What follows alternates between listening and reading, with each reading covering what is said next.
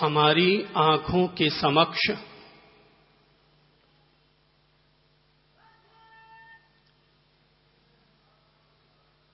अतीत के दो आदर्श हैं। एक ओर है रामायण और दूसरी ओर है महाभारत। रामायण भाई भाई के प्रेम और त्याग की अमर कहानी है, तो महाभारत भाई और भाई के बीच में होने वाले स्वार्थ और प्रपंच का अमर दस्तावेज है। रामायण से जहां इंसान को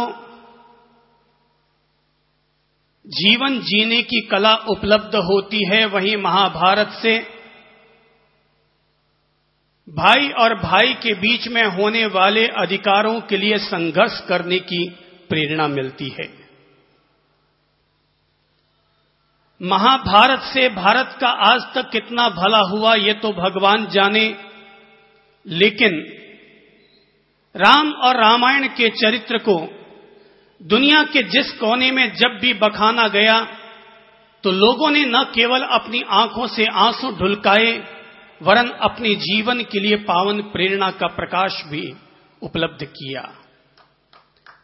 संसार में जब जब भी राम और राम के चरित्र का उल्लेख होगा, लोग अपनी जिह्वा को धन्य करेंगे, अपनी जिह्वा, अपने नैनों को और अपने कानों को धन्य करेंगे। अगर राम के नाम को होठों से ले लिया जाए तो होठ धन्य हो जाते हैं, नैनों से अगर उनका दीदार कर लिया जाए तो नयन पवित्र हो जाते हैं, और अगर कानों से राम के चरित्र का श्रवण कर लिया जाए तो जन्म जन्मांतर के कान पवित्र हो जाया करते हैं। दुनिया में तीन महापुरुष हुए, एक है राम, दूसरे हैं कृष्ण और तीसरे हैं महावीर।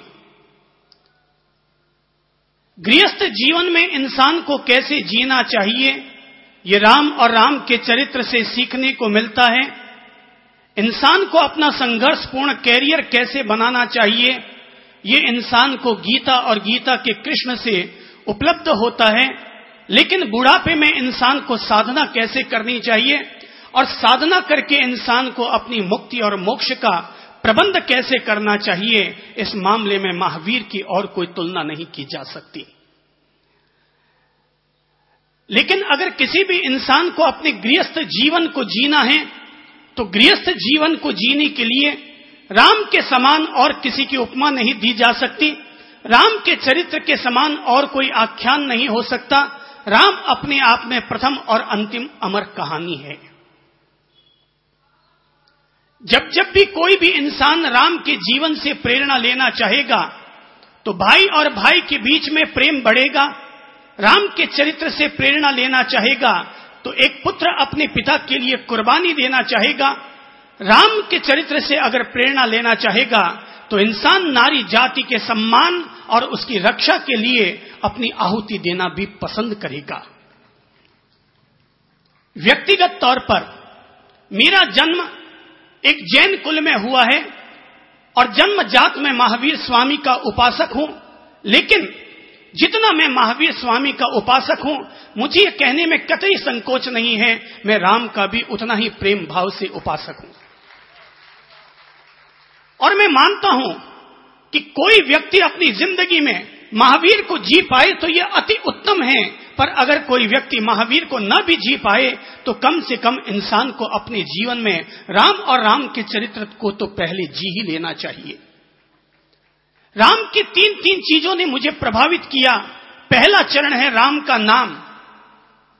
राम का नाम ही अपने आप में संसार का वो भगवान का स्वरूप है कि शायद इतना सुंदर नाम दुनिया के किसी भी भगवान, किसी भी तीर्थंकर या पैगंबर या अवतार का दूसरा नाम नहीं हो पाया जितना कि राम का नाम सुंदर है।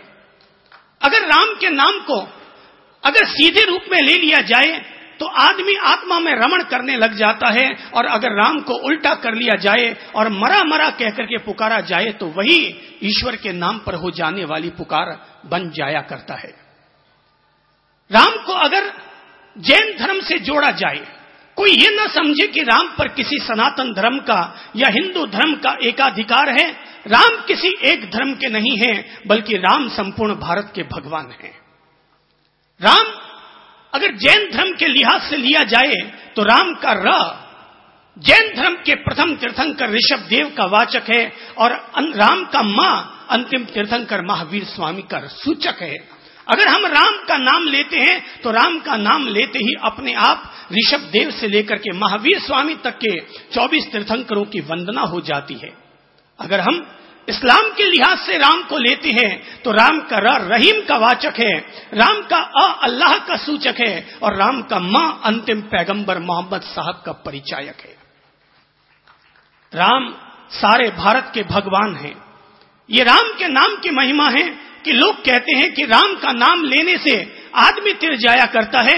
दुनिया में अब तक जितने भी भगवान हुए, सारे भगवानों के साथ अगर कृष्ण का नाम लेना है तो जय श्री कृष्णा कहना पड़ेगा। पर राम एक अकेला ऐसा नाम है कि केवल राम राम राम राम करो, राम राम करो। और राम राम करने से जिन लोगों के मन में विकार हैं, वासनाएं हैं, उनके विकार दूर हो जाया करते हैं। जिन लोगों की जिह्वा में कड़वी जबान होती है, अगर वे राम राम राम राम का अगर जाप करते हैं तो उनकी जबान की कड़वाहट दूर हो जाया करती है। जिनके कंठ में सुरीलापन नहीं है, वे अगर राम का जाप करें, राम का नाम ले तो उनके कंठ में सुरीलापन आ जाया करता है। ये तो राम का नाम है। कहते हैं कि जब अतीत में कहा जाता है कि जब लंका में यह अफवाह फैल गई थी कि राम के नाम में इतनी ताकत है कि अगर राम के नाम को पत्थर पर लिख दिया जाए तो पत्थर भी पानी में तैरने लग जाया करता है। और सचमुच जब लंका पर सेतु निर्माण हो रहा था, राम सेतु का निर्माण, तब राम सेतु के निर्माण के लिए पत्थरों पर राम लिखा जाता था और बड़े बड़े पत्थर बंदरों के द्वारा, हनुमान के द्वारा, नल नील सुग्रीव के द्वारा पानी पर छोड़ दिए जाते और पानी पर पत्थर तिरने लग जाया करते।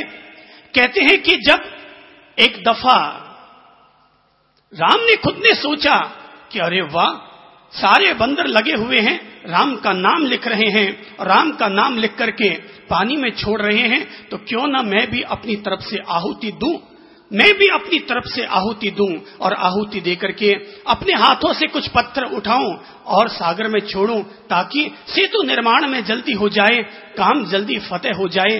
राम ने भी 2 बड़े बड़े पत्थर उठाए, पानी में डाले। जरा आप बता सकते हैं कि वे डूब गए कि तिर गए?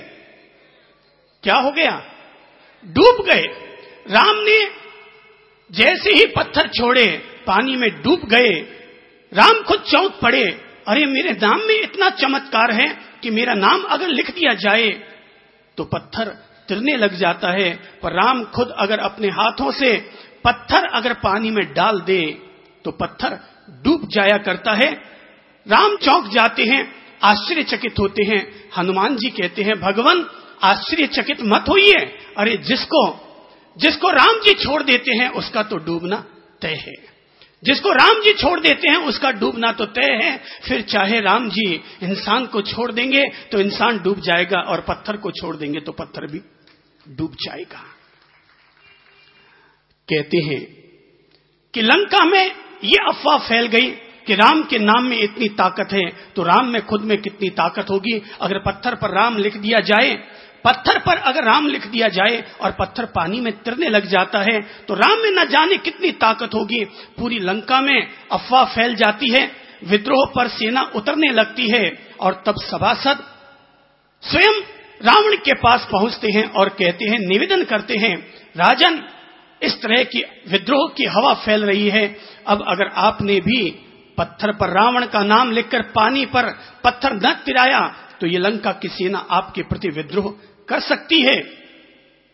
रावण ने सोचा, मुझ में ये तो ताकत है कि मैं कुबेर का खजाना हड़प कर ला सकता हूं, शनि को अपने पांवों के नीचे बिठा सकता हूं, पर मुझ में ये ताकत नहीं है कि पत्थर पर रावण का नाम लिख दिया जाए और पत्थर पानी में न डूबे। लेकिन फिर 2 मिनट सोचा और सोच करके कहा कि ठीक है, हम भी रावण के नाम का पत्थर पानी में तिरवाएंगे। सारी लंका में घोषणा हो जाती है, सारे लंकावासी और समुद्र तट पर आकर के खड़े हो जाते हैं। रावण पत्थर को हाथ में उठाता है, ऊपर रावण का नाम लिखाता है और रावण का नाम लिखा करके पत्थर को प्रणाम करते हुए पानी पर छोड़ देता है और पानी पर पत्थर तिरने लग जाता है। पानी पर पत्थर तिरने लग जाता है। लोगों में बड़ी असमंजस स्थिति बन जाती है कि राम ने अगर अपने हाथ से पत्थर छोड़ा तो पत्थर डूब गया, और रावण ने अगर अपने हाथ से पत्थर छोड़ा तो पत्थर तिर गया। लंका में रावण की जय जयकार होने लग जाती है, जय जयकार होने लग जाती है। मंदोदरी रावण से पूछती है कि प्रियतम, उधर पत्थर तिर रहे हैं। बात समझ में आती है, क्योंकि राम के साथ तो सतित्व का प्रभाव है, राम के साथ तो सत्य और धर्म है, लेकिन आप में ताकत तो बहुत है, पर मुझे नहीं मालूम कि आखिर आपने कौन से मंत्र और तंत्र का प्रयोग किया कि जिसके चलते रावण के नाम का पत्थर भी पानी में तिर गया। आखिर वो वजह क्या है? रावण ने कहा, ऐ मंदोदरी, अब तुझसे सत्य को क्या छिपाना। सच्चाई ये है कि मैंने पत्थर के ऊपर नाम तो रावण का लिखवाया, पत्थर के ऊपर नाम तो रावण का लिखवाया, लेकिन पत्थर को जब पानी में छोड़ा था तो मैंने पत्थर से कहा था, ऐ पत्थर, तुम्हें राम की सौगंध है, अगर तुम पानी में डूब गए तो, तुम्हें राम की सौगंध है, अगर तुम पानी में डूब गए तो। ये है राम के नाम का महात्म्य। दुनिया में यही एक ऐसा भगवान है कि जिस भगवान का नाम इतना महिमापूर्ण है कि अगर किसी जमाने में पत्थर पर राम का नाम लिख दिया जाता तो पत्थर भी पानी में तैरने लग जाता, और समुद्र देवता स्वयं आकर के सेतु निर्माण में मदद करने लग जाया करते थे। मैं राम के नाम से प्रभावित हुआ, और राम के जिस चीज से प्रभावित हुआ, दूसरा है राम का स्वभाव। राम के स्वभाव से प्रभावित हुआ, इसलिए प्रभावित हुआ क्योंकि जब शिव धनुष तोड़ने की वेला आई थी तो सारे क्षत्रिय राजकुमारों ने शिव धनुष को उठाने की कोशिश की, मगर कोई भी शिव धनुष को उठाने में सफल न हो पाया। राजा जनक ने सारे क्षत्रियों को ललकारते हुए कहा कि एक भी क्षत्रिय इस संपूर्ण धरती पर या पृथ्वी पर नहीं है जो कि शिव धनुष को उठा सके। लक्ष्मण भी अपना आपा खो बैठते हैं, लेकिन राम तब भी शांत के शांत बने रहते हैं। जब उनसे पूछा जाता है कि राम, तुम अपनी ओर से ललकार को क्यों नहीं सुनते, तो राम कहते हैं, मैं इस समय राम नहीं हूं, मैं इस समय अयोध्या का राजकुमार नहीं हूं, मैं तो इस समय गुरु की आज्ञा के अधीन हूं। महर्षि विश्वामित्र अगर आदेश देंगे तो मैं शिव धनुष उठाने के लिए खड़ा होऊंगा। और तब धैर्य पूर्वक महर्षि विश्वामित्र राम को संकेत देते हैं, खड़े हो राम और अपनी विजय पताका फहराओ। राम के साथ तब केवल राम नहीं होता, राम के साथ तब गुरु का आशीर्वाद भी मिल जाता है, और परिणाम ये निकलता है कि शिव धनुष के 2 टुकड़े हो जाते हैं। पर यह राम का स्वभाव है, गुरु की आज्ञा के अधीन रहना। ये राम का स्वभाव है कि जब कैकेयी के द्वारा दशरथ से 2 वचन मांग लिए जाते हैं तो दशरथ असमंजस में फंस जाते हैं कि वे करें तो क्या करें, एक पिता का दायित्व निभाएं या एक राजा का दायित्व निभाएं। अगर उन्होंने किसी को 2 वचन दे दिए हैं और वो वचन मांगने वाली भले ही उनकी अपनी पत्नी भी क्यों न हो, वे वो अगर वचन मांग रही हैं तो मुझे वचन देने चाहिए या नहीं देने चाहिए। दशरथ अपने मुंह से कुछ कह नहीं पाते, रात भर दशरथ पीड़ा में व्याकुल रहते हैं। और तब जब राम को पता चलता है कि पिताश्री इस तरह से व्यथित हैं, तो कैकेयी के पास आकर के राम कहते हैं कि माते, क्या तुम्हें यह भरोसा नहीं था कि जो वचन तुमने अपने पति से मांगे, जो वचन तुमने मेरे पिता से मांगे, अगर वो वचन तुम राम से मांग लेते तो क्या राम उन वचनों का निर्वाह करने के लिए तैयार नहीं होता? और तब बिना दशरथ की आज्ञा लिए भी राम कहते हैं कि अगर मेरे पिता ने किसी को वचन दिया है, वो वचन चाहे उन्होंने अपनी पत्नी को भी क्यों न दिया हो, भले ही मेरी मां को क्यों न दिया हो, पर अगर मेरे पिता ने किसी को वचन दिया है और वो वचन मुझसे जुड़े हुए हैं, तो मैं उन वचनों का निर्वाह करूंगा और अपने पिता के वचनों के सम्मान के लिए, आन बान और शान के लिए ये राम 14 साल का वनवास भी लेगा। ये राम का महान स्वभाव है कि पिता के द्वारा आज्ञा न दिए जाने के बावजूद वो अपने आप में अपनी कुर्बानी देने के लिए तैयार हो जाते हैं। ये राम का महान स्वभाव है। कहते हैं कि जब अपने वनवास की यात्रा के दौरान राम पहुंचते हैं शबरी के द्वार पर, और शबरी के द्वार पर पहुंच करके वहां पर जब शबरी के द्वारा उनका सम्मान होता है, फूलों से अर्चना होती है, पूरा रास्ता फूलों से बिछाया हुआ रहता है, लेकिन जब भोजन करने के लिए बैठते हैं तो शबरी उनको झूठे बेर खाने के लिए देती है, झूठे बेर खाने के लिए देती है। और राम, ये राम का स्वभाव है, ये राम का महान स्वभाव है। लक्ष्मण फिर भी असमंजस स्थिति में आ जाता है कि किसी के झूठे बेर कैसे खाए जाएं, पर राम प्रेम पूर्वक भक्त वत्सलता स्वभाव के चलते, भक्त वत्सल स्वभाव के चलते उन झूठे बेरों को प्रेम से एक एक करके खाने लगते हैं। और कहते हैं कि जब अयोध्या लौट आने के बाद पहली बार अपनी ससुराल जाते हैं तो ससुराल जाने पर उनका आतिथ्य सत्कार होता है, भोजन परोसा जाता है। और जब भोजन के लिए ये पूछा जाता है, कहिए कंवर सा भोजन कैसा बना है, कितना स्वादिष्ट बना है, और ये सुनते ही राम की आंखें बंद हो जाती हैं। राम अपने अतीत में खो जाते हैं, उनकी आंखों से 2 आंसू टपकने लगते हैं। जनक पूछते हैं, क्या बात है दामाद साहब, क्या बात है श्री राम, क्या हमने ऐसा पूछ करके आपका अपमान किया है? राम कहते हैं, नहीं आदरणीय पिताश्री, आपने ऐसा पूछ करके मेरा अपमान नहीं किया, बल्कि जैसे ही मुझसे ये पूछा गया कि भोजन कैसा लगा, कितना स्वादिष्ट लगा, तो मैं अपने अतीत में खो गया। मुझे अब तक जिंदगी में केवल 2 बार ही भोजन का स्वाद मिला है। एक बार तो कृष्ण के भाव में, एक बार तो कृष्ण के भाव में कि जब विदुराइन ने केले फेंक दिए थे और केले के छिलके मुझे खिलाए थे, और दूसरा स्वाद मुझे तब लगा जब शबरी ने मुझे अपने झूठे बेर खिलाए थे।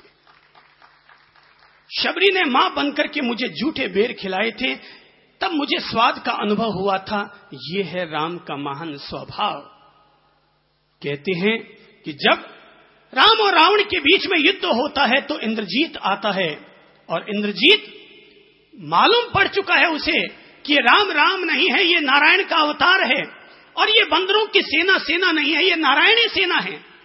ये पता चल चुका है, और वो जाकर के अपने पिता को समझाता भी है, लेकिन पिता नहीं मानते और वो कहते हैं कि तुम अपना कर्तव्य निभाओ। और तब इंद्रजीत कहता है, पुत्र होने के नाते ऐ पिता श्री रावण, मैं अपना कर्तव्य तो निभाऊंगा, लेकिन आपको ये जरूर बता देना चाहूंगा कि अब ये समझ लो, ये राम राम नहीं है, स्वयं नारायण है, 3 त्रिलोकी के नाथ हैं।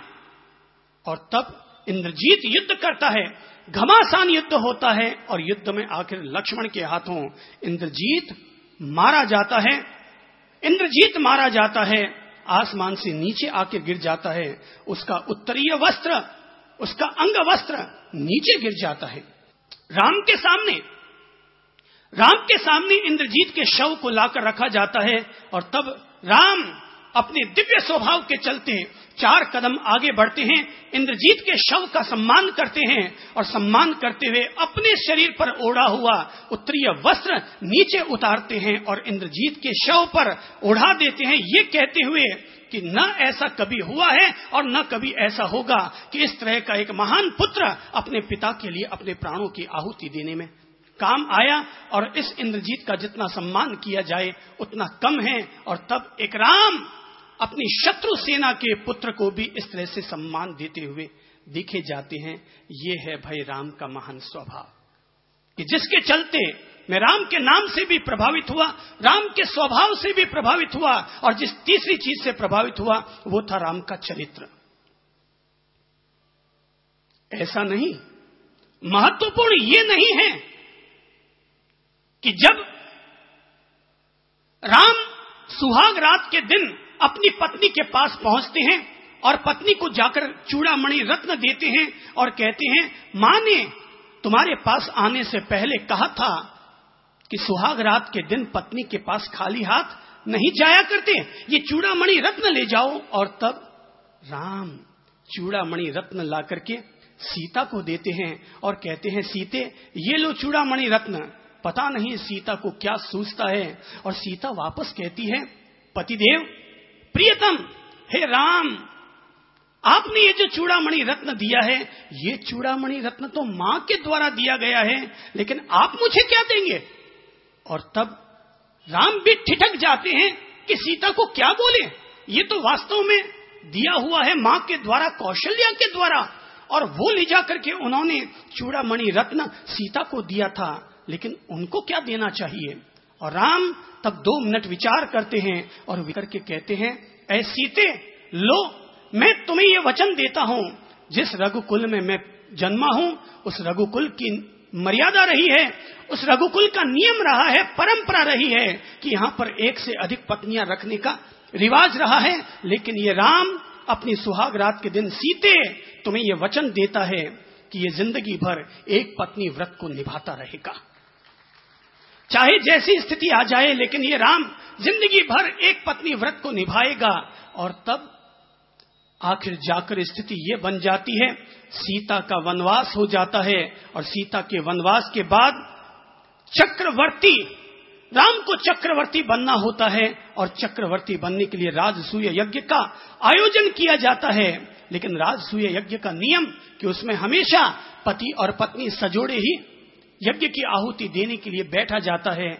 और तब राम की तो पत्नी वनवास में गई हुई है, राम की तो पत्नी वनवास में गई हुई है, और तब एक विकल्प चुना जाता है। राम स्पष्ट तौर पर मना कर देते हैं, कह देते हैं, राजसूय यज्ञ को टाला जा सकता है, लेकिन मेरे एक पत्नी व्रत के नियम को नहीं टाला जा सकता। चक्रवर्ती बन पाऊं कि न बन पाऊं, लेकिन मैं एक पत्नी व्रत का नियम कभी भी नहीं त्याग करूंगा। और दुनिया में आज तक दूसरा कोई उदाहरण देखने को नहीं मिलता कि जब एक पत्नी व्रत के नियम का पालन करने के लिए सीता न सही, सीता की मूर्ति को ला करके स्थापित कर दिया जाता है। इतिहास में दूसरा ऐसा कोई चरित्र का प्रमाण नहीं मिलता कि एक पत्नी अगर नहीं है तो दूसरी पत्नी लाने के बजाय उसकी मूर्ति रख दी गई हो, उसका चित्र रख दिया गया हो, मूर्ति को भी सीता के समान माना गया, मूर्ति को भी सीता का ही सम्मान दिया गया। ये है राम का महान चरित्र। राम के नाम के कारण, राम के स्वभाव के कारण, राम के चरित्र के कारण ही राम का सम्मान करता हूं, राम की पूजा करता हूं। और अगर चलते बैठते उठते फिरते अगर होठों से कभी राम राम राम अगर निकल भी जाता है तो लगता है जिह्वा धन्य हो गई। सच्चाई तो ये है, आदमी जब पैदा होता है तो आदमी के मुंह से मां निकलता है, लेकिन जब आदमी मरता है तो उसके मुंह से राम निकलता है। आदमी जब पैदा होता है तो पैदा होते समय आदमी की प्रथम शरण आदमी की मां बना करती है, लेकिन आदमी जब मरता है तो उसकी अंतिम शरण राम बना करता है। राम से ज्यादा सरल और कोई नाम नहीं, राम से पवित्र और कोई नाम नहीं। राम में ऋषभ समाया है, राम में महावीर समाया है, राम में अल्लाह समाया है, राम में मोहम्मद समाया हुआ है, राम में 84 लाख देवी देवता आकर के समाविष्ट है। राम में 84 लाख देवी देवता आकर के समाविष्ट है। मैं राम से प्रभावित हूं, राम के चरित्र से प्रभावित हूं। भारत में जिन जिन लोगों से प्रभावित हुआ हूं उनमें महावीर स्वामी एक है और राम और कृष्ण 2 है।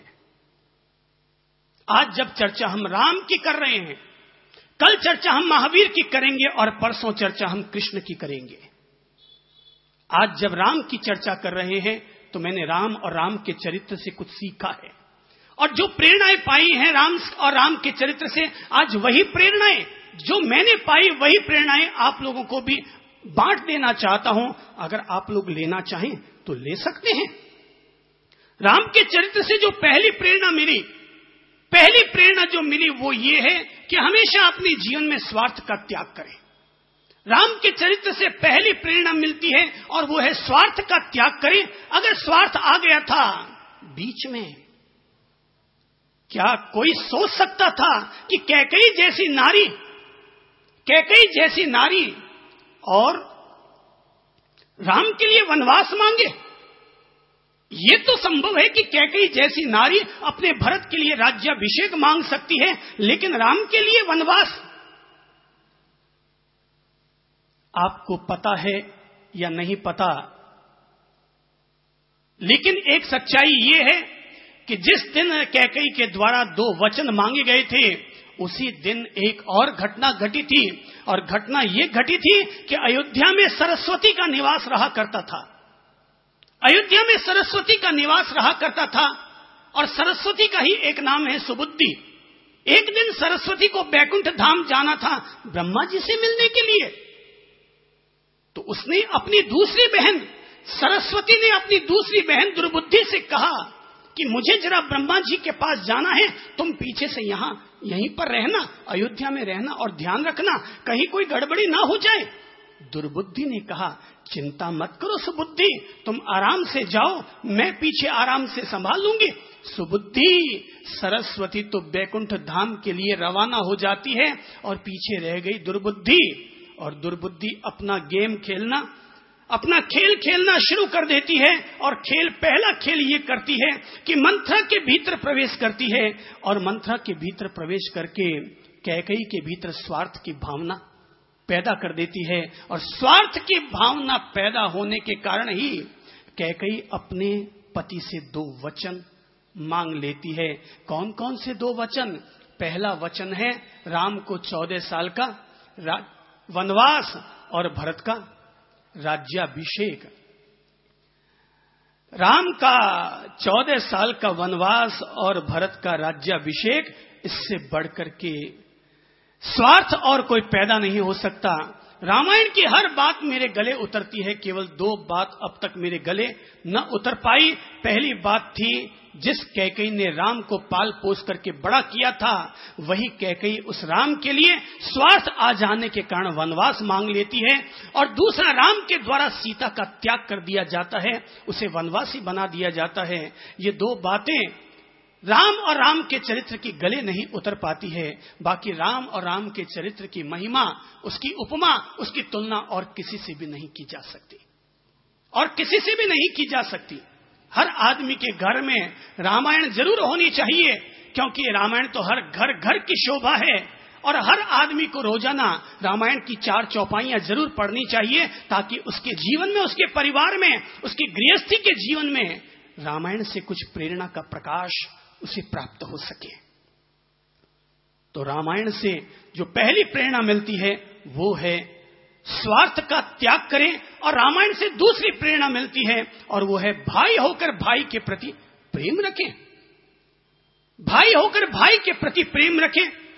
रामायण में जैसा भाई भाई का प्रेम देखने को मिलता है इतिहास में, और कोई दूसरा उदाहरण ऐसा नहीं है जहां पर भाई और भाई का ऐसा प्रेम देखने को मिलता हो। हमने तो स्वयं ने भले ही संन्यास ले लिया, लेकिन संन्यास लेने के बावजूद भाई और भाई का प्रेम कैसा होना चाहिए, राम और रामायण से सीखा, और सीखने के कारण ही हम भाइयों ने अपने जीवन में राम और लक्ष्मण का, राम और भरत का प्रेम अपने जीवन के साथ जोड़ा। और यही परिणाम है, आज हमारी उम्र करीब 50 साल की हो रही है, लेकिन 50 साल की उम्र में हमें याद नहीं है कि हम भाई भाई आपस में कभी आज तक झगड़े हो, भाई भाई आज तक कभी झगड़े हों। ये सब प्रेरणाएं कहां से पाई है? हमने राम और रामायण से पाई है, राम के महान चरित्र से पाई है। कहते हैं कि जब 14 साल का वनवास घोषित हो जाता है राम के लिए, राम निकलने लगते हैं, तो सीता भी आ जाती है, और सीता कहती है कि मैं भी आपके पद चिन्हों का अनुसरण करूंगी। बात समझ में आती है, पति अगर जंगल में जाएगा तो पत्नी भी उनके पद चिन्हों का अनुसरण करेगी, ये बात समझ में आती है। लेकिन तभी लक्ष्मण पहुंचता है अपनी मां के पास, लक्ष्मण पहुंचता है अपनी मां सुमित्रा के पास, और जाकर कहता है, माते मैं भी तुमसे एक वचन मांगने के लिए आया हूं। सुमित्रा कहती है, बेटा ये वचन मांगने का समय नहीं है, पूरी अयोध्या अनाथ हो चुकी है, पूरी अयोध्या लुट चुकी है, रघुकुल आज क्षात्रत्व विहीन हो चुका है। अब तू कौन सा वचन मांगने आया है बेटा? अगर तुझे कोई वचन मांगना है 2 दिन के बाद वचन मांग लेना। पहले से कैकेयी ने ये 2 वचन मांग लिए और मांग करके अयोध्या के लिए अनर्थ कर डाला। लक्ष्मण कहता है, माते अगर आपने और मैंने 1 मिनट की भी देर कर दी तो जिंदगी भर मेरे पास पछतावा करने के अलावा और कुछ भी न बच पाएगा। मैं 1 मिनट की भी देर नहीं कर सकता मां। मैं तो तुमसे इसी समय, अभी इसी वक्त तुमसे वचन मांगूंगा। सुमित्रा ने कहा कि बेटा, जब अयोध्या पूरी अनाथ हो ही चुकी है, पूरी अयोध्या उजड़ ही चुकी है, तो मांग ले, तुझे भी जो मांगना है सो मांग ले और अयोध्या उजड़ जाएगी। और तब लक्ष्मण ने कहा, माते मैं तुमसे ये वचन मांगना चाहता हूं कि बड़े भाई राम 14 साल के लिए वनवास जाना चाहते हैं, वनवास के लिए निकल रहे हैं। ये छोटा भाई लक्ष्मण भी उनकी सेवा के लिए 14 साल का वनवास ग्रहण करना चाहता है। ये छोटा भाई लक्ष्मण भी अपने बड़े भाई की सेवा के लिए 14 साल का वनवास ग्रहण करना चाहता है। जैसे ही सुमित्रा ने ये शब्द सुने, उसकी छाती पुलकित हो गई, उसकी छाती में दूध उमड़ आया और अपने बेटे को उठा करके गले लगाया। और सुमित्रा ने कहा, बेटा, अरे ये वचन मांग करके तुमने अयोध्या की लाज रख दी, ये वचन मांग करके तुमने पूरे रघुकुल की लाज रख दी। अरे वो भाई भी कैसा भाई जो बेवक्त में अपने भाई के काम न आ पाए। वो क्या भाई, कैसा भाई जो बेवक्त में भाई के काम न आ पाए। भाई वही तो भाई होता है जो वक्त और बेवक्त में भाई के काम आता है, वही भाई तो भाई होता है। और तब लक्ष्मण राम के साथ जंगल में जाता है। आज तक ये तो सुना जाता है कि पति अगर जंगल में जाए तो पत्नी भी जंगल में जाती है, लेकिन आज तक ऐसा कभी का नहीं, सुना नहीं गया कि एक भाई जंगल जा रहा है तो उसकी सेवा में दूसरा भाई भी जंगल के लिए निकल रहा है। आपको विश्वास हो या न हो, रामायण से हम लोगों ने भी प्रेरणा ली है। और तब एक भाई, अगर हम 2 भाई भी हैं, हम दोनों भाइयों ने एक साथ दीक्षा नहीं ली थी। एक भाई जब जंगल के लिए निकल पड़ा तो दूसरा भाई भी उसका साथ देने के लिए बाहर निकल आया। तब दूसरा भाई भी उसका साथ देने के लिए निकल कर आ गया। एक रामायण हजारों साल पहले लिखी गई, एक रामायण हमने अपने जीवन के साथ लिखी। और इतना ही नहीं कि लक्ष्मण राम के साथ निकले, जंगल में चले गए राम और लक्ष्मण, सीता तीनों ही। और पीछे से भरत आया और भरत को जब पता चला कि उसकी मां ने राम के लिए इस तरह से 14 साल का वनवास मांगा है, तो उसने आकर के मां को इतना लताड़ा और कहा कि मां, अब तू मां कहलाने की भी अधिकारनी नहीं रही। अरे तेरे मुंह में कीड़े क्यों न पड़ गए जब तूने राम के लिए, राम जैसे पवित्र और मर्यादा पुरुषोत्तम के लिए तुमने वनवास का आदेश लिया, तुम्हारे मुंह में कीड़े क्यों न पड़ गए। और तब भरत जाता है मन में संकल्प लेकर के कि मैं अपने भाई को हर हालत में वापस अयोध्या में लौटा कर लाऊंगा। और भरत निकल जाता है अपनी सारी माताओं को लेकर, राजगुरु को लेकर, गुरु वशिष्ठ को लेकर, महामहत्य को लेकर, सबको लेकर के निकल जाता है, पैदल जाता है। आगे जाकर के पता चलता है, रथ पर बैठकर रवाना होता है, पर आगे जाकर पता चलता है निषद राज के द्वारा कि यहां से आगे राम नंगे पांव आगे बढ़े थे, तो वो भी नंगे पांव हो जाता है। राम के पास पहुंचता है और राम और भरत दोनों के बीच में प्रेम के जो संलाप होते हैं, प्रेम के जो संवाद होते हैं, वे इतिहास में ऐसे संवाद फिर कभी देखने को नहीं मिलते। और तब अंतिम निर्णय पर जब पहुंचते हैं तो राम केवल इतना ही कहते हैं, भरत, ये राम कभी अपने छोटे भाई की बात को नहीं टालता। ये राम भले ही बड़ा है लेकिन अपने छोटे भाई की बात को किसी भी स्थिति में नहीं टालता। लेकिन भरत, इन 2 वचनों की आन रखने के लिए पिताजी ने अपनी जान दे दी। इन 2 वचनों की आन रखने के लिए पिताजी ने अपनी जान दे दी। जिस को रखने के लिए पिताजी के प्राण निकल चुके हों, ऐ भरत, उन वचनों की रक्षा करना जितना बड़े भाई राम का दायित्व है, उतना ही छोटे भाई भरत का भी दायित्व बनता है। जितना मेरा दायित्व बनता है उतना ही भरत तुम्हारा भी दायित्व बनता है कि पिताजी ने जिन वचनों की आन रखने के लिए अपने प्राणों की आहुति दी थी, वही वचनों की रक्षा के लिए तुम भी आहुति दो, और मैं वनवास में रह करके आहुति दूंगा और तुम राज्य का संचालन करके आहुति दो। और तब भरत ये संकल्प कर लेता है कि अगर हे राम अगर तुम्हारी यही इच्छा है कि तुम वनवासी ही रहोगे 14 साल, तो भरत भी ये संकल्प लेता है कि भरत भी राजमहलों में रहकर भी राम की तरह ही 14 साल वनवासी का जीवन बिताएगा और कंदमूल खाकर ही राजमहलों में अपना जीवन जिएगा। ऐसा देखने को नहीं मिलता, ऐसा देखने को नहीं मिलता कि भरत जैसा भाई और किसको मिलेगा। भगवान करे घर घर में लक्ष्मण और भरत जैसे भाई हो, घर घर में लक्ष्मण और भरत जैसे भाई हो। अरे किसी भी घर में दुर्योधन और दुशासन जैसे भाई ना हो। अगर घर में भगवान तू देना ही चाहता है या तो भाई मत देना, पर अगर भाई देते हो तो लक्ष्मण और भरत जैसा भाई देना कि जिस पर राम गौरव कर सके और आने वाला कल इतिहास अमर हो सके। भरत का प्रेम याद रखना भाई बहनों, राम की तरह 14 साल का वनवासी जीवन जीना आसान है, लेकिन राजमहलों में रहकर भी वनवासी का जीवन जीना ये राम के जीवन से भी ज्यादा कठिन है। ये राम के जीवन से भी ज्यादा कठिन है। हिंदू धर्म में सर्वत्र राम लक्ष्मण और सीता की प्रतिमाएं बनाई जाती हैं। अगर मैंने अपनी जिंदगी में कभी राम की प्रतिमा बनवाई तो मैं राम लक्ष्मण और सीता के साथ भरत की प्रतिमा भी अवश्य बनाऊंगा। और मैं मानता हूं भरत जैसा भाई और किसी के हो नहीं सकता। भरत के रूप में तुम भी अपनी भूमिका अदा करो और मैं भी अपनी भूमिका अदा करूं। राम बनकर के अपनी भूमिका अदा करना कोई बड़ी बात नहीं है, पर भरत बनकर के अपनी भूमिका अदा करना ये हुई असली त्याग की बात, ये हुई असली तपस्या की बात। भाई बनकर के भाई के प्रति प्रेम रखो, भाई बनकर के भाई के प्रति त्याग रखो। और तब भरत वहां से रवाना होता है। लेकिन किस तरह से रवाना होता है? तब भरत कहता है, भैया अगर आपकी इच्छा है आप 14 साल वनवास में बिताएंगे तो बिताएं। ये भरत भाई आपकी अनुमोदना करता है, लेकिन राज्य पर अधिकार तो राम का ही रहेगा। अगर आप नहीं चल सकते तो आपकी चरण पादुकाएं दे दी जाए। इससे बड़ा त्याग का और क्या उदाहरण आप ला सकते हैं?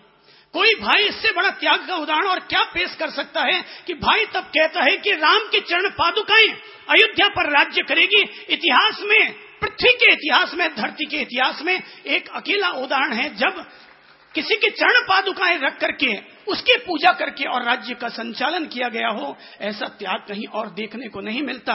मेरे भाई, महावीर की तरह निर्वस्त्र होकर के और त्यागी बन जाना आसान होता है। महावीर की तरह संत बन करके त्यागी हो जाना आसान होता है, लेकिन भरत के इस चरित्र को जी लेना महावीर बनने से भी ज्यादा कठिन होता है। अगर इस त्याग की गहराई को देखें तो समझ पाएंगे कि हाँ, मेरे लिए संत बन जाना बहुत आसान होता है, लेकिन घर में रहकर के भी त्यागी और तपस्वी का जीवन जीना ये बहुत कठिन होता है भाई, बहुत कठिन होता है। लेकिन चरण पादुकाएं रखी जाती है माथे पर, और माथे पर चरण पादुकाएं रख करके अयोध्या के राज सिंहासन पर विराजमान की जाती है। और भरत ये संकल्प करता है कि आज से आदेश जो भी चलेगा, हर आदेश, हर न्याय चरण पादुकाओं की आज्ञा लेकर के ही किया जाएगा। भाई का भाई के प्रति प्रेम हो, भाई का भाई के प्रति त्याग हो।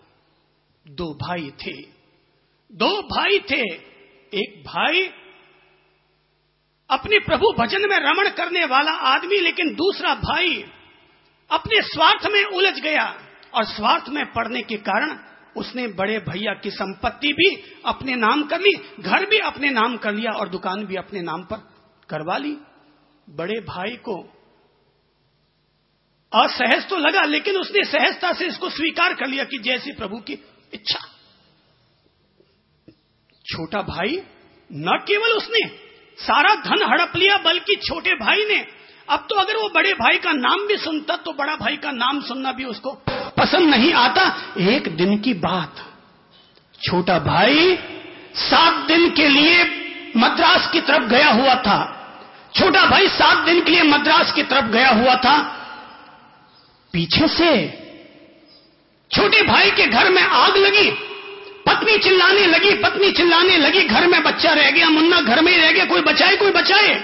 और जैसे ही बड़े भाई वो रास्ते से आ रहे थे और उनको जैसा ही लगा कि छोटे भाई का बच्चा घर के भीतर रह गया, झट से उन्होंने बगल में खड़े एक भिखारी की कंबल उतारी और अपने बदन पर डाली और दौड़ता हुआ अंदर चला गया बड़ा भाई, और छोटे भाई के बच्चे को बचाकर ले आए। बड़ा भाई 50% जल गया और छोटे भाई का बच्चा 30% जल चुका था। दोनों को अस्पताल पहुंचाया गया, इलाज चल रहा था। 7 दिन के बाद छोटा भाई आया, उसने अपनी पत्नी को फोन किया कि स्टेशन पर गाड़ी लेकर के आ जाना, लेने के लिए, रिसीव करने के लिए आ जाना। छोटे भाई की मिसेज पहुंचती है। जैसे ही पति कार में बैठते हैं और वो उनको लेकर के अस्पताल की तरफ रवाना होने लगती है, छोटा भाई पूछता है कहां चल रही हो? घर का रास्ता तो उधर है।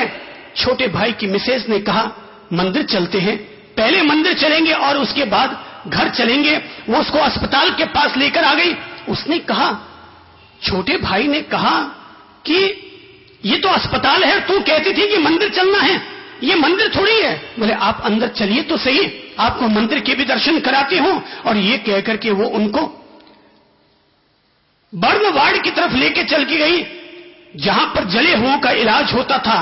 और जैसे वो उनको वहां लेकर गई तो पति ने कहा कि तुमने कहा था मंदिर लेके चलती हूं, भगवान के मंदिर, अरे ये तो बर्न वार्ड है, यहां पर तो जले हुओं का इलाज होता है और तुम मुझे यहां लेकर के आई हो। उसने कहा जरा 2 मिनट ठहरो तो सही, मैं आपको मंदिर जी के भी दर्शन करवाती हूं। और ये कहकर के वो अपने जेठ साहब के पलंग के पास पहुंची, उनका कंबल हटाया और कहा कि ये है, मैंने भगवान के रूप में इनके दर्शन किए, भगवान के रूप में आकर के मुझे दर्शन मिले हैं। बोले ये तो बड़ा भाई है, नीच नमक हरामी। बोले जिनको आप नीच और नमक हरामी कहते हैं, अगर ये ना होते तो आज आपका बच्चा ना बचता। और ये कहते हुए बगल के पलंग पर सोए हुए अपने बच्चे के कंबल को हटाया और छोटे बच्चे को दिखाया। जैसे ही छोटे बच्चे के जले हुए शरीर को देखा, जैसे ही उन्होंने अपने बच्चे के शरीर को जला हुआ देखा, उनकी रोमराजी हिल उठी। तो क्या बड़े भैया ने मेरे बच्चे की जान बचाई? वो अपने बड़े भाई के पांवों में गिर पड़ा, माफी मांगने लगा कि बड़े भैया मुझे माफ करना, मैं आपको समझ ना पाया। बड़े भाई ने कहा कोई बात नहीं बेटा, ईश्वर जो करता है अच्छे के लिए करता है। अगर तेरे घर में अगर आग न लगती तो आज इस तरह से तेरी सद्बुद्धि न आ पाती। अगर भगवान तेरे घर में आग न लगाता तो आज तेरी इस तरह से सद्बुद्धि न आ पाती। मुझे खुशी इसी बात की है कि इसी बहाने तेरी सद्बुद्धि आ गई और तू माफी मांगने के लिए राजी हो गया। 1 महीने तक इलाज चला। दोनों जब घर की तरफ जाने लगे तो बड़ा भाई अपने घर की तरफ जाने लगा। छोटे भाई ने कहा कि अब आपका घर वहां नहीं है, अब आपका घर वहां नहीं है जहां पर अब तक आप रहते थे, अब आपका घर वो है जहां पर अब तक मैं रहता था। और ये कहते हुए छोटा भाई अपने घर की तरफ ले आता है और वहां पर अब तक लिखा हुआ रहता था अनुज, और वो अनुज शब्द हटा हुआ है और वहां पर लिखा हुआ है अग्रज। वहां पर घर के बाहर लिखा हुआ है अग्रज।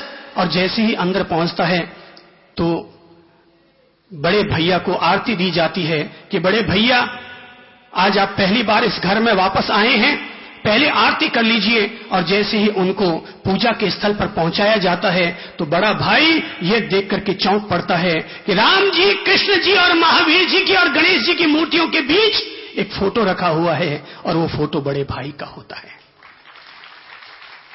भाई होकर भाई के प्रति प्रेम निभाओ। जो भाई होकर भाई का न बन पाया वो फिर किस तरह का भाई हो पाया। रामायण से मैंने सीखा है, और अगर मैंने सीखा है तो मैं आप लोगों को भी प्रेरणा दे रहा हूं। और प्रेरणा ये दे रहा हूं, भाई होकर भाई को निभाओ, भाई होकर के भाई के प्रति प्रेम रखो, भाई होकर भाई को निभाओ, भाई होकर भाई के प्रति अपना प्रेम रखो। एक हुआ था रावण पहले, उसके लिए राम आए। अब हर घर में रावण बैठा, इतने राम कहां से लाए, इतने राम कहां से लाए। मैं चाहूंगा गीत हर कोई व्यक्ति गुनगुनाए और अपने जीवन के लिए रामायण से प्रेरणा ले।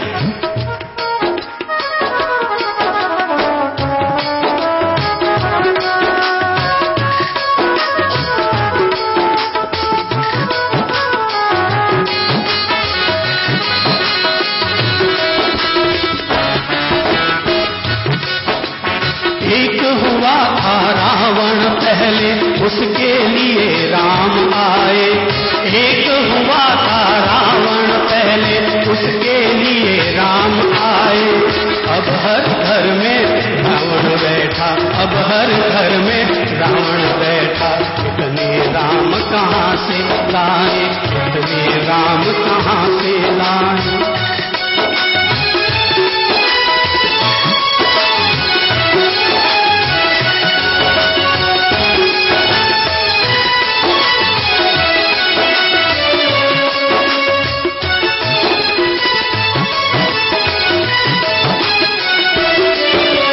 दशरथ या कौशल्या जैसे, दशरथ या कौशल्या जैसे माता पिता तो मिल जाते। दशरथ या कौशल्या जैसे माता पिता तो मिल जाते। दशरथ या कौशल्या जैसे माता पिता तो मिल जाते। मगर राम के जैसे बेटे अब न कहीं पर मिल पाते। मगर राम के जैसे बेटे, मगर राम के जैसे बेटे अब न कहीं पर मिल पाते। भरत और लक्ष्मण के जैसे, जय हो, भरत और लक्ष्मण के जैसे भाई कहाँ से अब लाए। भरत और लक्ष्मण के जैसे, भरत और लक्ष्मण के जैसे भाई कहाँ से अब लाए। अब हर घर में रावण बैठा, इतने राम कहाँ से लाए, इतने राम कहाँ से लाए। एक हुआ था रावण पहले, उसके लिए राम आए। अब हर घर में रावण बैठा, इतने राम कहाँ से लाए, इतने राम कहाँ से लाए।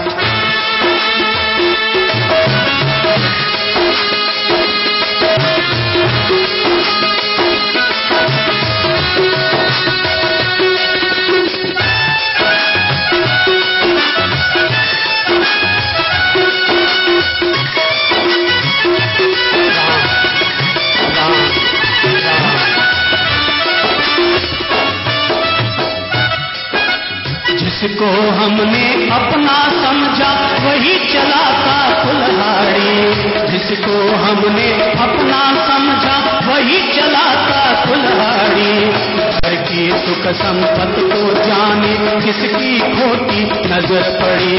घर की सुख संपत्ति को जाने किसकी खोटी नजर पड़ी। शकुनी हो या मंथरा, शकुनी हो या मंथरा, उसको घर से निकलवाए। अब हर घर में रावण बैठा, इतने राम कहाँ से लाए, इतने राम कहाँ से लाए। अगर याद हो गया हो, अगर याद हो गया हो, अब तक हमने रावण के पुतले खूब फूंके हैं, पर रावण अभी तक मरा नहीं है। रावण अभी तक मरा नहीं है। लोग कहते हैं कि रावण के 10 सिर थे, लोग कहते हैं कि रावण के 10 सिर थे और आंखें 20 थी। रावण के 10 सिर थे और आंखें 20 थी, मगर फिर भी नजर एक औरत पर थी। हमारा 1 सिर है और 2 आंखें हैं, मगर नजर हर औरत पर है। सोचो असली रावण कौन है। रावण अभी मरा नहीं है, रावण हम सब के बीच जिंदा है। एक हुआ था रावण पहले, उसके लिए राम आए। अब हर घर में रावण बैठा, इतने राम कहाँ से लाए, इतने राम कहाँ से लाए। जय हो।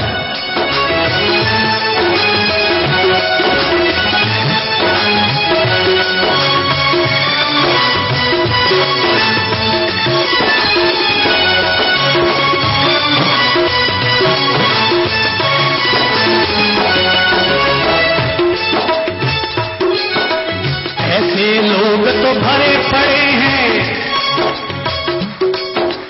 ऐसे लोग तो भरे पड़े हैं जो सतियों का हरण करे।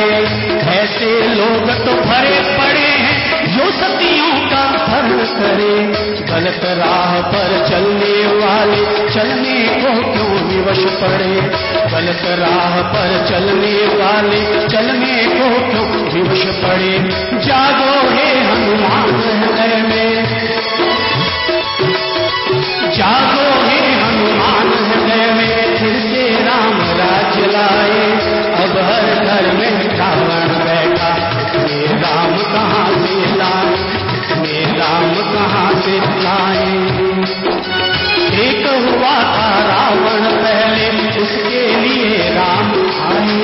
अब हर घर में रावण बैठा, इसमें राम कहाँ से लाए।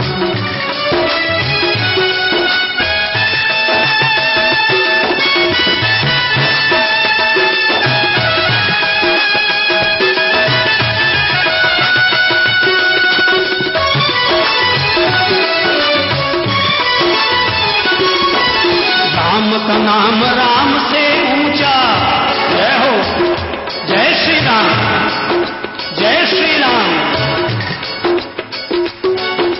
राम का नाम राम से ऊंचा, जिससे पत्थर फिर जाए। राम का नाम राम से ऊंचा, जिससे पत्थर फिर जाए। चरणों से छूकर पत्थर भी सती अहिल्या बन जाए।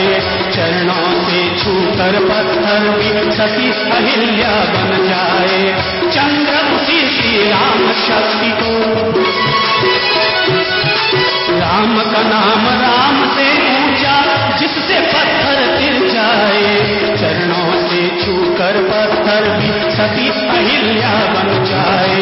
चंद्र उसी श्री राम शक्ति को, चंद्र उसी श्री राम शक्ति को हर घर घर में जगा जाए। अब हर घर में रावण बैठा, इतने राम कहाँ से लाए, इतने राम कहाँ से लाए। एक हुआ था रावण पहले, एक हुआ था रावण पहले, उसके लिए राम आए। अब हर घर में रावण बैठा, इतने राम कहाँ से लाए, इतने राम कहाँ से लाए, इतने राम कहाँ से लाए, इतने राम कहाँ से लाए, इतने राम कहाँ से लाए। जय श्री राम।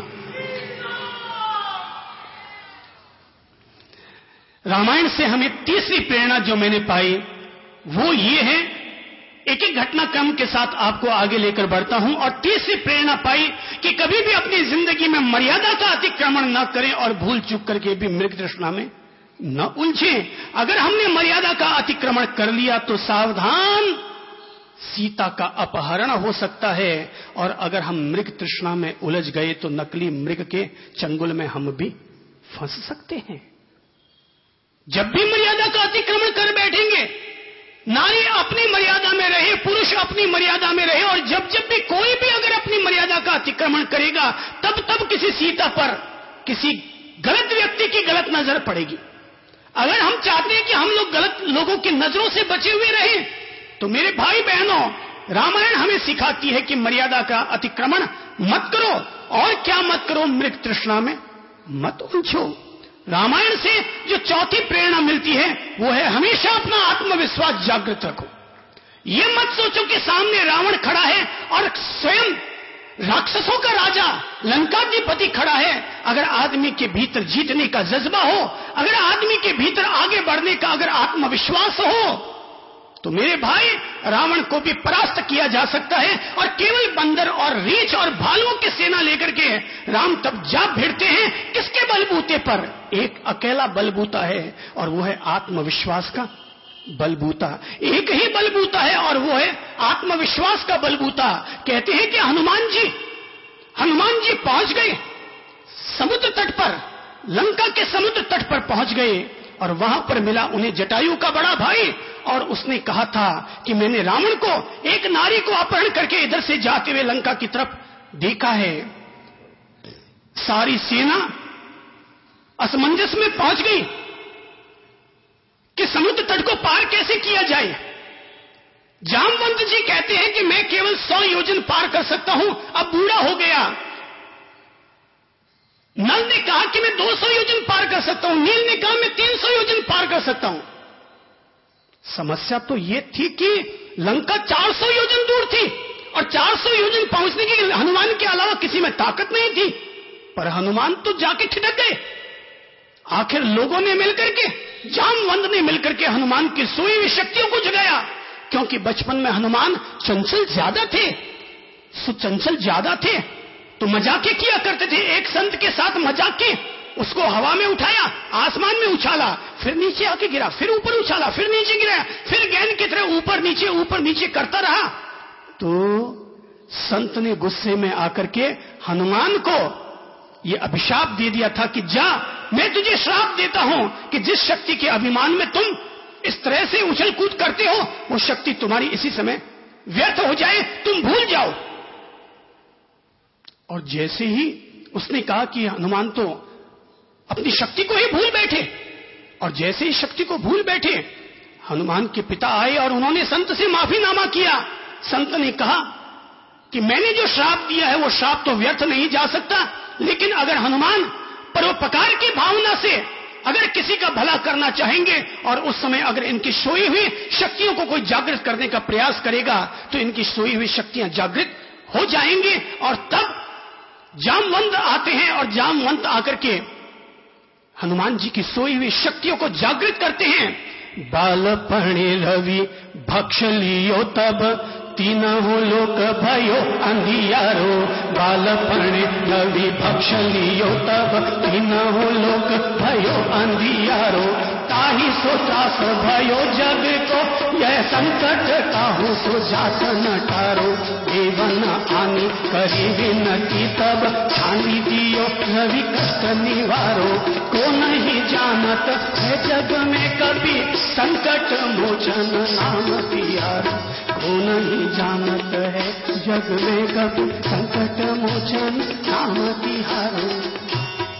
बचपन में जिस सूरज को हनुमान जी अपने मुंह में, अपने आगोश में ले लेते हैं, तब किसी के पास भी ब्रह्मा विष्णु महेश भी हिल जाते, किसी के पास ताकत नहीं बच पाती कि हनुमान जी से सूरज को छुड़वा पाए।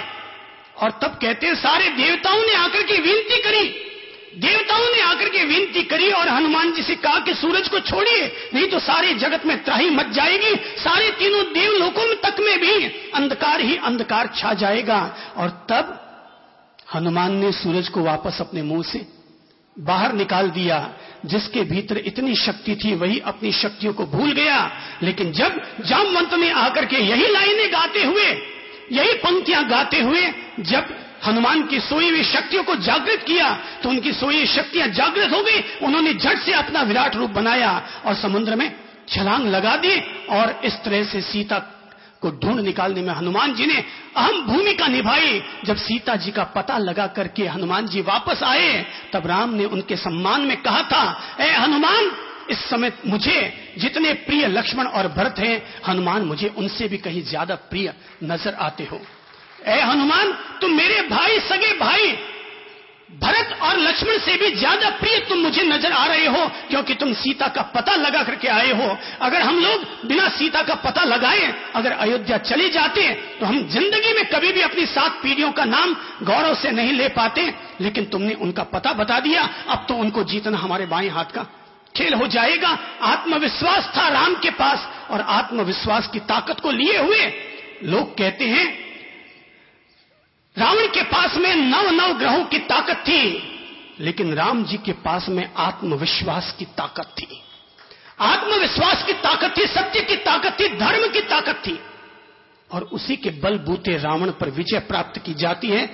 अगर हम लोग अपने आत्मविश्वास को अपने पास रखते हैं, अगर हम लोग अपने आत्मविश्वास को अपने पास रखते हैं तो भाई एक दिन में कोई युद्ध जीता नहीं जाता, 2 दिन में कोई युद्ध जीता नहीं जाता, पर अगर आत्मविश्वास पूर्वक जीवन के किसी भी युद्ध को जीतने का संकल्प कर ले तो आदमी अपने जीवन के हर युद्ध को जीतने में सफल हो सकता है।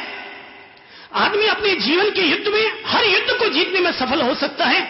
मुझे याद है ऐसे व्यक्ति के बारे में जिस आदमी ने 22 वर्ष की उम्र में 22 वर्ष की उम्र में उस आदमी ने सबसे पहले वार्ड मेंबर का चुनाव लड़ा, लेकिन हार गया। 24 साल की उम्र में शादी की, मगर 27 साल की उम्र में तलाक हो गया। 30 साल की उम्र में उसने दुकान खोली, मगर फिर फेल हो गया। 32 साल की उम्र में उसने कांग्रेस सीनेट से चुनाव लड़ा, लेकिन फिर वो हार गया। 37 साल की उम्र में उसने फिर एमपी का चुनाव लड़ा, हार गया। 47 साल की उम्र में उपराष्ट्रपति पद पर खड़ा हुआ, फिर हार गया। लेकिन वही व्यक्ति 52वें वर्ष में अमेरिका का प्रथम राष्ट्रपति अब्राहम लिंकन हुआ। आत्मविश्वास अगर आदमी के पास है, अगर आदमी के पास उसका आत्मविश्वास है, तो दुनिया की हर ताकत पर विजय पाई जा सकती है। और यही चीज हमें रामायण से सीखने को मिलती है। रामायण से जो 5वीं सीख हमें सीखने को मिलती है, वो 5वीं सीख ये है कि हमेशा अपने शील व्रत पर अडिग रहो। अगर राम ने मूर्ति बनाई अपनी पत्नी के अभाव में, तो हम भी अपने आप में ये सोचे, मेरे भाई, केवल राम राम राम राम राम राम करने भर से इंसान का भला नहीं हो जाने वाला। जब तक हम राम की मर्यादाओं को अपने जीवन के साथ नहीं जोड़ेंगे, तब तक केवल राम राम करने से इंसान का भला नहीं होने वाला है। राम जी ने समझौता नहीं किया शील के साथ, शील व्रत के साथ कभी समझौता नहीं किया। अगर वे समझौता कर लेते तो सीता का अपहरण नहीं होता। अगर वे समझौता कर लेते तो शूर्पणखा का नाक नहीं कटता, और नाक ही न कटता तो सीता का अपहरण कहां से होता। पर उन्होंने शील व्रत के साथ समझौता नहीं किया, अपने शील पर अडिग रहे। सीता अडिग रही, राम अडिग रहे, और शील व्रत पर अडिग रहने पर अगर कोई तरह की कसौटियां आती भी हैं, तो कसौटियां कबूल की जाएंगी। रावण के घर पर सीता रहे, रावण के घर पर सीता रहे और रावण उसको छू ना पाए, ये बहुत बड़ी ताकत की बात हुई। और अगर आपको याद हो, किसी ने भी अगर रामायण को देखा या पढ़ा होगा, तो उसको पता होगा सीता किसके बलबूते पर रावण का मुकाबला करती थी। पास में पड़ा रहता था तिनका, तिनका उठाती और कहती है, तिनके, तुझे सीता के सतीत्व की कसम है कि तुम सीता की रक्षा करना। और इस तिनके के सामने रावण का चंद्रहास खड्ग भी कुछ न कर पाता, और वो नीचे झुक जाता, वापस बिजली कौंधती और रावण पीछे लौट जाता। ये शील व्रत पर अडिग रहो। पुराने जमाने में कहावतें तो ये कही जाती थी कि पुराने जमाने में अगर नगर के द्वार बंद हो जाते तो कहा जाता था कि सीता या सती जो भी होती थी, वे सतियां आकर के नगर के बंद द्वारों को खोला करती थी। आपको पता है कि नहीं? कहते हैं कि जब सीता का स्वयंवर हुआ था, तो सारे देश के राजाओं को न्योता भेजा गया, लेकिन एकमात्र अयोध्या को न्योता नहीं भेजा गया। कारण ये हुआ था कि एक बार मिथिला नगरी के द्वार बंद हो गए थे। मिथिला नगरी के द्वार बंद हो गए तो पूरे देश भर में यह संवाद फैलाया गया कि कोई भी सती आकर के मिथिला के द्वार खोल दे। और तब दशरथ ने अपनी पत्नी कौशल्या, कैकेयी और सुमित्रा से भी कहा कि तुम भी जाओ और जाकर के जरा देखो, शायद तुम्हारे हाथों से वो द्वार खुल जाए। और तब पास में खड़ी हुई एक दासी ने कहा, महारानी जी, इतने छोटे से काम के लिए आप जाएंगे? अरे ये काम तो मैं अभी 2 मिनटों में निपटा के आ जाती हूं। बोले, इतनी बड़ी बड़ी दुनिया की सतियां कुछ ना कर पाई तो तुम क्या कर पाओगी? बोले, जरा मुझ पर विश्वास तो करके देखिए। और तब वो दासी, किसकी दासी? अयोध्या की दासी, कौशल्या की दासी। और वो जाती है, हाथ में पानी लेती है और हाथ में पानी लेकर के मिथिला के बंद द्वारों को खोल देती है। और तब से ये प्रसिद्ध हो जाता है कि अयोध्या की तो दासियां भी इतनी सतीत्व वाली होती हैं कि अगर वो भी पानी आकर के छिटक डाले तो बंद दरवाजे भी खुल जाया करते हैं। अयोध्या में इसलिए न्योता नहीं भेजा गया कि कहीं राजकुमारों की बजाय कोई और आके खड़ा हो गया तो उनके सतीत्व के प्रभाव से शिव धनुष अपने आप ही उड़ जाएगा।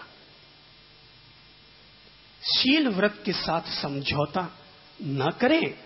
प्रेम के मौके आते हैं, फिसलने के मौके आते हैं, लेकिन फिसलने के मौके आने पर जो व्यक्ति अडिग रहता है, ऐसे लोगों के ही सूली के सिंहासन बना करते हैं। ऐसे लोगों के ही सूली के सिंहासन बना करते हैं जो कि फिसलने के वक्त पर भी अपने शील व्रत पर अडिग रहते हैं। और हमें रामायण से ये पावन प्रेरणा सीखने को, ग्रहण करने को मिलती है कि हम हमेशा अपने शील व्रत पर अडिग रहें। हमेशा अपने शील व्रत पर अडिग रहें।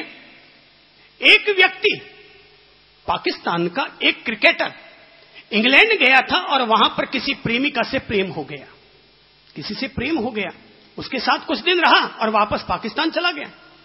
पीछे से एक संतान भी हुई।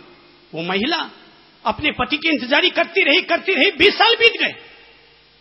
एक दिन वो क्रिकेटर किसी ज्योतिषी को अपना हाथ दिखा रहा था, तो ज्योतिषी ने हाथ देखते हुए कहा, भाई तुम मानो या ना मानो, लेकिन तुम्हारे हाथ में विवाह की 2 रेखाएं हैं, और 2 रेखाएं इसलिए, एक पत्नी तुम्हारी अभी और एक पत्नी तुम्हारी पहले भी रही है। और जैसे उसने ये कहा और उसे याद हो आया, हाँ एक पत्नी मेरे पहले भी रही है, एक पत्नी मेरे पहले भी रही है। उसको जैसे ही याद आया, उसको याद आया कि मुझे उसे भी जाकर के संभालना चाहिए। उसने अगले दिन इंग्लैंड की टिकट बनाई, लंदन पहुंचा और एड्रेस देखा, वही एड्रेस, उसी मकान पर पहुंचा, घंटी बजाई और घंटी बजाती वही पूर्व पत्नी बाहर निकल कर आई। तो उसने आते ही कहा, ओह तो तुम आ गए, मुझे पूरा भरोसा था कि तुम जरूर आओगे, मैं इंतजारी कर रही थी तुम्हारी, मुझे पूरा भरोसा था कि तुम जरूर आओगे, जरूर आओगे, जरूर आओगे। उसने कहा, दरअसल बात ये हुई कि एक ज्योतिषी ने मेरा हाथ देखा और हाथ देख करके कहा था कि तेरे हाथ में 2 रेखाएं हैं, इसलिए एक तेरी पत्नी पहले भी थी। जैसे उसने मुझे कहा तो मुझे तुम्हारी याद हो आई। उस महिला ने कहा, तुम्हारे हाथ में 2 रेखाएं होंगी, पर मेरे हाथ में तो एक ही रेखा है। और ये कहती वो दरवाजा वापस बंद कर देती है। वक्त बेवक्त आने पर भी जो अपने शील व्रत पर अडिग रहता है, धर्म उसी का साथ देता है, धर्मराज उसी का साथ देता है, भगवान के घर से न्याय उसी को मिला करता है, जो वक्त बेवक्त आने पर भी अपने शील पर, अपने धर्म पर, अपने सत्य पर जो अडिग रहता है। और यही अपन लोगों को प्रेरणा मिलती है रामायण से, राम के चरित्र से। वचनबद्धता, वचन का पालन करना, प्राण जाए पर वचन न जाइए, ये प्रेरणा भी अपने को किससे मिलती है? रामायण से। और रामायण से अपने को जो अंतिम प्रेरणा के रूप में कह देना चाहूंगा, वो प्रेरणा मिलती है, जीवन में धर्म के लिए हमेशा कुछ न कुछ समर्पित करते रहो, हमेशा कुछ न कुछ समर्पित करते रहो। धर्म एक यज्ञ है और यज्ञ के लिए हमेशा आदमी को समर्पित करते रहना चाहिए। दानवीर कर्ण ने तो अपने कवच और कुंडल भी दे डाले थे। ईश्वर से हमेशा प्रार्थना करो, प्रभु जी हमेशा अपने आप को इतना समर्थ हमें बनाए रखना कि अगर हमारे घर पर कोई मांगने के लिए आ जाए तो खाली हाथ लौट करके न जाए, फूल पाखुरी सही, लेकिन उसका हमेशा पात्र हमारे घर से भरा हुआ रहे। यह हाथ कभी भी मांगने के लिए तैयार न हो, बल्कि यह हाथ हमेशा देने के लिए तैयार रहे। हाथ कैसा रहना चाहिए? हमेशा यूं ही रहना चाहिए, ताकि कोई भी आए तो तुम्हारे द्वार से खाली हाथ न जाए। साधु ऐसा चाहिए जैसा सूप सुभाए सार सार को ग्रही रहे और थोथा दी उड़ाए। अथवा अपन कह सकते हैं कि हमारे जीवन में होना कैसा चाहिए, तो बोले ऐसा होना चाहिए कि जिससे हमारे यहाँ पर आया हुआ याचक भी खाली न जाए और हम भी भूखे न रहें। इस तरह की व्यवस्था हमारे घर में रहनी चाहिए, इस तरह की व्यवस्था हमारे घर में रहनी चाहिए। अंतिम घटना का जिक्र जरूर करूंगा, और घटना यह है कि जब लंका सेतु का निर्माण हो रहा था, राम सेतु का निर्माण हो रहा था, तब सेतु निर्माण के वक्त सभी रीछ सब अपने अपनी ओर से कुर्बानी दे रहे थे, पत्थर उठा रहे थे, डाल रहे थे। तभी देखा राम ने कि एक गिलहरी पेड़ के ऊपर से उतरी नीचे, समुद्र में गई, पानी से अपने आप को गीला किया, मिट्टी पर आई और मिट्टी पर लोटपोट हुई और वापस पत्थरों पर आने लगी। वहां आती, झिंझोड़ती और फिर पानी में जाती, फिर गीली होती, फिर मिट्टी पर आती और फिर मिट्टी को अपने साथ लेकर के पत्थरों के बीच में आती, झिंझोड़ती। 10-20 दफा राम ने ऐसा करते हुए देखा, 10-20 दफा ऐसा करते हुए देखा। तो राम ने हनुमान से कहा, अरे जरा देखो तो सही इस छोटी सी गिलहरी को, कहीं किसी बंदर के पांव के नीचे आकर ये मर न जाए, जरा उसको लेकर के आओ, ये कहीं मर न जाए। और गिलहरी को लाया जाता है, गिलहरी से पूछा जाता है, गिलहरी ये तुम क्या कर रही हो? तो गिलहरी कहती है, आहुति दे रही हूं भगवान, मैं आहुति दे रही हूं। बोले किस बात की आहुति दे रहे हो? बोले आप सीता का अपहरण हो चुका है, माता का अपहरण हो चुका है, आप उनको छुड़ाने के लिए जा रहे हैं, मैं भी अपनी तरफ से आहुति दे रही हूं। बोले ये कैसी आहुति? ये तो बड़े बड़े पत्थर तो राम सेतु के निर्माण में मदद करेंगे, पर ये छोटी सी मिट्टी, ये थोड़ी सी मिट्टी क्या काम करेगी? गिलहरी ने कहा, भगवान ये बात ठीक है कि मैं बड़े पत्थर नहीं उठा सकती, मैं बड़े पत्थर तो नहीं उठा सकती, पर कम से कम 2 पत्थरों के बीच में रहने वाले गैप को तो भर सकती हूं।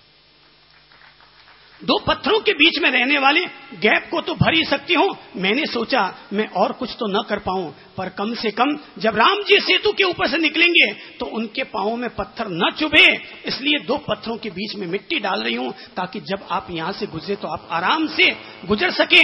राम ने कहा, गिलहरी, अगर किसी बंदर के पांव के नीचे आकर तेरी मृत्यु हो जाए तो बोले कि ये तो मेरा सौभाग्य होगा कि राम जिस धर्म युद्ध के लिए जा रहे हैं उसमें सबसे पहले कुर्बानी देने वाली ये गिलहरी साबित हुई। सबसे पहली आहुति देने वाली ये गिलहरी साबित हुई। और तब राम जी उसको उठाते हैं, अपने हाथों में लेते हैं, प्यार से उस पर हाथ फेरते हैं, कहते हैं राम जी ने हाथ फेरा था, 3 अंगुलियां चलाई थी, आज भी गिलहरी के बदन पर 3 अंगुलियों के निशान, वही 3 धाराएं देखने को मिलती है। आहुति जरूर दी जानी चाहिए, आहुति जरूर दी जानी चाहिए।